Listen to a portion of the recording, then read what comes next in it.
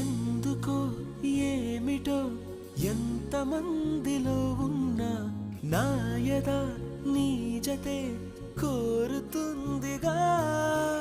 ఒంటరి దారిలో నాకు తోడువైనావు, ఎన్నడూ నీడగా వెంట ఉండవా.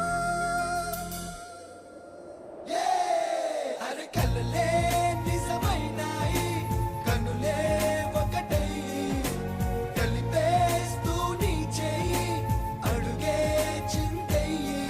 మన స్నేహాలు సావాసాలు కలకాలాలకు కథ కావాలి.